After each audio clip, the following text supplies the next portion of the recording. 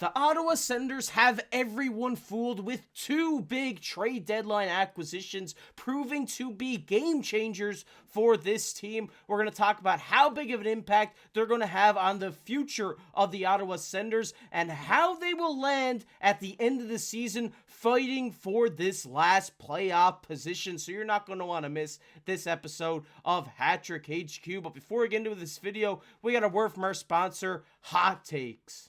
We are excited to announce we have a March Madness challenge for the channel. We have partnered with the Hot Takes app and other Digest Media channels for this competition. All you need to do, download the Hot Takes app, hit the March Madness banner at the top of your screen, go down to groups, find Digest Media Pool, and join that to enter. There's $25,000 in prizes here. The pool is smaller than others, so you actually will have a chance to win some real money. Once you're on the app, you can scan the QR code on the screen or use code DIGEST, all caps DIGEST, for some exclusive rewards when you sign up. If you have any issues with signing up, there will be a pinned comment and in the description with an email there so we can help you out with signing up. The contest does start on March 16th and you're not going to want to miss out, so get in as soon as possible. And we're super excited to be partnering up with the Hot Takes app here, and we'll see you guys all in the March Madness Challenge.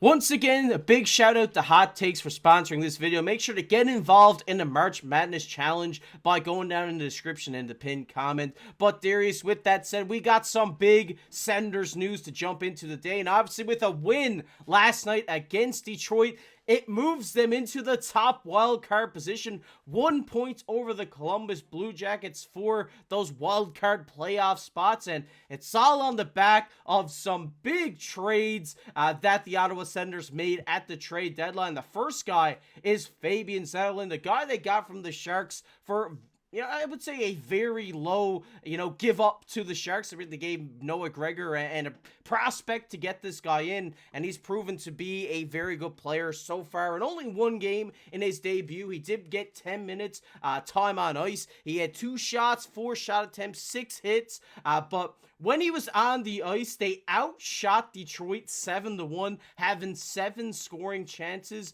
in this. And they also go on to say here, wasn't just his offense that stunned a lot of people last night. It was his speed to get back and back check and also forecheck, being a defensive guy, jumping in and out of lanes, trying to intercept those passes. It was the stuff that we don't see on the stat sheet that impressed a lot of Ottawa Senators fans last night.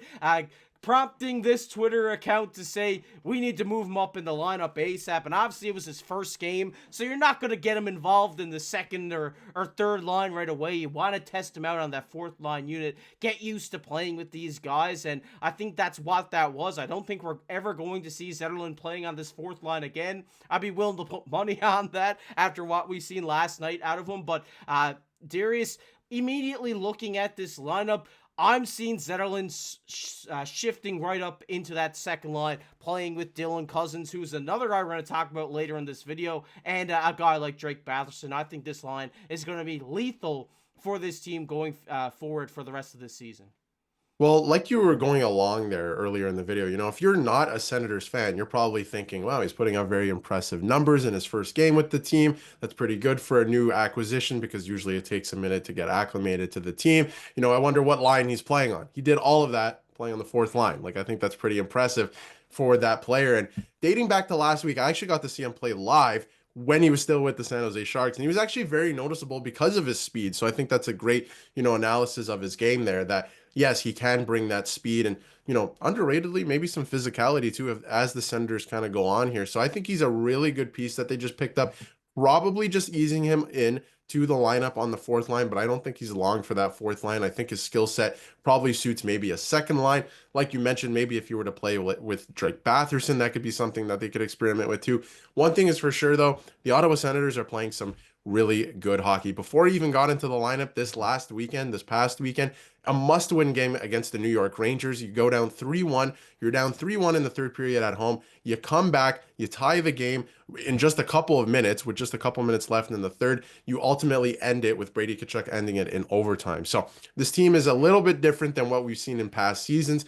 They're adding some more skill in Zetterlund as well. And I think that he's going to be a really, really good player for them. The only reason I think that he started on the fourth line is to just get him into the lineup, get him acclimated to the team a little bit. But I don't think he's going to stay there. I think that he's going to be actually a pretty big part of this team as they look like they're going to make the playoffs this year because, every chance possible, they've taken full advantage of what's in front of them, beating the Rangers and beating teams that are, around them in the standings as well. I'll go as far as saying this Ottawa Senators team is the most exciting team in hockey right now. I've been saying for years that this team is a dark horse, and it kind of seems like they're coming into the light where a lot of people are saying, damn, this Ottawa Senators team is really, really good. I mean, we have Tim Stützle having a good year. Brady Tkachuk having a career year as well. Obviously playing well in the Four Nations. Obviously contributing for this Senators team and loving it. And I think that's a big thing with this team is that the culture that they have in that locker room is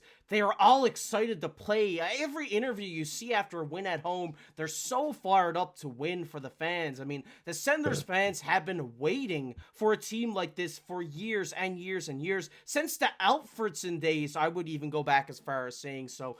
It's great to see that they're finally getting something going here, and it looks like they could lock down that last playoff position. And it's not just on Zetterlund here and the guys we mentioned, but Dylan Cozens, another great acquisition that they got at the deadline last night, scoring the game-winning goal. You see how much that meant to that guy, that emotion on his face, getting that goal last night. It was more than just scoring. It was just kind of, I'm in a new home. I'm finally out of the Sabres. I'm here. I'm ready to play, and I think we're seeing that from him. I mean, he had a career high in hits in his debut, having 9 hits, getting a second star, 55% of the faceoff. And then if we go back to last night, he had 8 hits again, and then he had a 66% on the faceoff. This guy is fired up to be in a new home in Ottawa, and we're seeing it in his play directly in his first 2 games. He even went as far as saying before yesterday's game that he was at an all-time low because they've missed the playoffs for the last couple of years in Buffalo,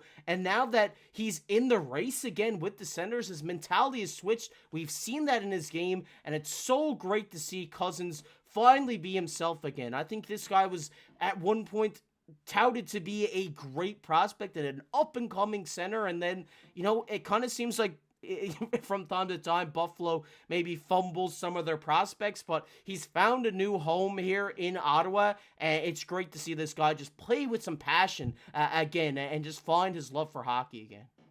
Yeah, I think that, the disrespect towards Dylan Cozens online the last little while has been insane for me to see because, the narrative has shifted to maybe he's just not a good player. And I don't think that's true. It's amazing what a change of scenery can do for a player because, we had a video on the channel last week where, we were breaking down the trade for obviously the Buffalo Sabres and the Ottawa Senators and him coming to Ottawa and what it was going to mean to him. And I said that, this player is going to find his footing now. Now he's going to become the star that we know he was, supposed to be when he was first drafted and they were talking about. He's 6'4", right? Like this is a big guy who can play physical. This is no surprise to me. He's going to start putting up points because he's playing with a team that is hungry now. Brady Tkachuk is leading the way. Like he's not going to let this team miss the playoffs. Just the energy behind it. He wants to make the playoffs. So I was seeing a lot of disrespect. And I mean, look at what Buffalo did to Ryan O'Reilly. And again, no disrespect to Buffalo fans. It's just the organization. They can't figure it out, right? But, look what that organization did to Ryan O'Reilly. He said he lost his love for the game, and then he wins a Stanley Cup because he's a good player, right? So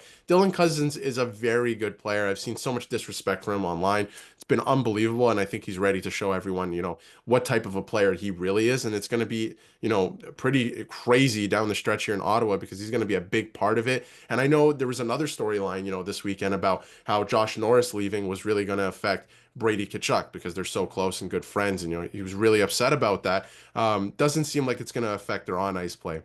Yeah. Dylan Cozens been great. They've been connecting. And I think that, obviously in that goal celebration when Dylan Cozens scores, Brady Tkachuk's all over it and he's smiling and all that. So I don't think that's going to affect their on-ice play. But it's been really good for Dylan Cozens so far in Ottawa. Yeah, when the guys are having fun, it's going to be easier to win games. And we've seen immediately, I mean, I'm pretty sure Tim Stützle has let Zetterlund move in with him in the meantime and is showing him around the city. So they're taking these guys into their family and just it seems like this locker room that they have is just a tight-knit group of guys that are having fun. They're generally pretty young. You know, you do have some veterans there as well, but I think that it's a team that has a lot of fun, like, off the ice with each other, which is generating to success on the ice. And we see the smile on their face when they win games. We see the smile on their face when they're scoring goals. And I think when you're having fun, yes, there is some discipline in there as well when you're losing games,